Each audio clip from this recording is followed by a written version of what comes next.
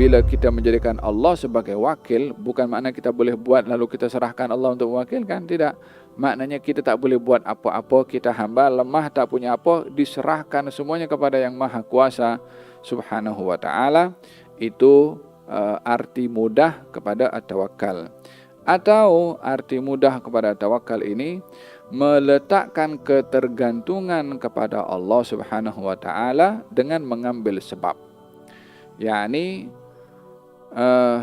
mengambil sebab tetapi meletakkan ketergantungan hasil daripada sebab kepada Allah, bukan kepada sebab.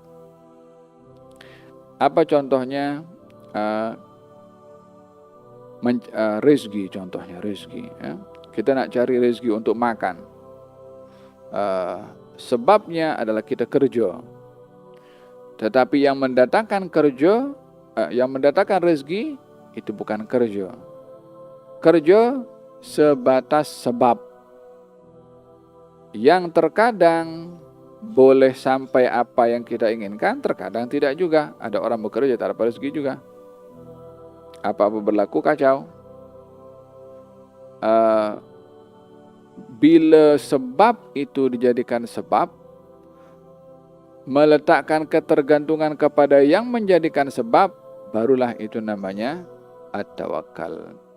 Oleh sebab itu kita digalakkan, bahkan diperintahkan untuk kita bertawakal dalam kehidupan ini. Tanpa ada tawakal, tak ada ketergantungan kepada Allah Subhanahu wa taala. Oleh sebab itu banyak orang stres, banyak orang kadang-kadang ambil shortcut, bunuh diri kalau apa-apa masalah berlaku.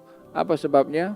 Melihat kepada permasalahan yang dihadapi, tidak ada lagi ada jalan keluar, tak ada lagi nak bersandar dengan Allah Subhanahu wa taala. Berbeza dengan orang yang bertawakal, wa man yattaqillah yaj'al lahu makhrajan wa yarzuqhu min haitsu la yahtasib wa man tawakkal 'ala Allah fa huwa hasbuh. Barang siapa yang bertawakal kepada Allah akan dicukupkan oleh Allah Subhanahu wa taala. Demikian, mana ada yang lebih memberikan jaminan kepada kita melebihi daripada Allah yang akan mencukupkan segala keperluan kita. Hanya dengan kita bertawakal saja. Tapi kalau kita tarik ulur, nak tawakal tapi aku boleh buat ni, nak tawakal serahkan kepada Allah tapi aku boleh buat juga, masih tawakal kena serah semuanya kepada Allah Subhanahu wa taala, walaupun dia berusaha namun tidak bergantung kepada usahanya. Oleh hadza kata baginda Rasulullah sallallahu alaihi wasallam dalam hadis, siapa orang yang keluar daripada rumahnya lalu dia mengatakan bismillah tawakkaltu 'ala Allah wala haula wala quwata illa billah. Orang keluar daripada rumahnya membaca doa bismillah tawakkaltu 'ala Allah wala haula wala quwata illa billah, kufita wa hudita wa wuqita, kata Nabi sallallahu alaihi wasallam. Orang tadi akan kufita, dicukupkan, wa wuqita, dijaga, wa hudita, diberi petunjuk, dicukupkan daripada segala bahaya, dipelihara daripada segala yang memudaratkan, dan diberi petunjuk, yakni ke mana dia akan pergi. Kata baginda Rasulullah, bila ada orang yang berdoa demikian, syaitan akan kata, macam mana kita nak kacau orang yang sudah dijaga oleh Allah, dipelihara oleh Allah, dan juga diberi petunjuk oleh Allah Subhanahu wa taala, syaitan pun tak boleh dekat. Bukankah ini adalah kunci keselamatan saat naik kereta? Bismillah tawakkaltu 'ala Allah wala haula wala quwwata illa billah. Mana ada orang naik kereta tak mau selamat? Mau selamat semua. Tapi janganlah keselamatan hanya concern kita pergi ke bengkel, kita tengok kita punya tayar, kita isi minyak hitam, kita isi minyak pun juga petrol, untuk tengok full itu, daripada E pergi ke F, kan.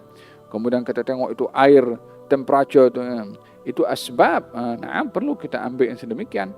Akan tetapi tawakal kepada Allah Subhanahu wa taala, masa naik mobil, subhanalladzi sakhkhara lana hadza wa ma kunna lahu muqrinin, bismillah tawakkaltu 'ala Allah wala haula wala quwwata illa billah, baru di sini akan diberikan jaminan insurans dari Allah Subhanahu wa taala yang tak boleh mana-mana insurans beri seperti mana dijanjikan oleh Allah Subhanahu wa taala. Ada insurans boleh janji keselamatan kita? Tak ada. Insurans hanya insuranya Allah Subhanahu wa taala. Oleh hadza, jadikan dalam hidup ini bertawakal kepada Allah. Kerja kita tawakal, kahwin kita tawakal, bermusafir kita tawakal, kemudian keluar daripada rumah bertawakal. Wa hakadha wa man yatawakkal 'ala Allahi fahuwa hasbuh.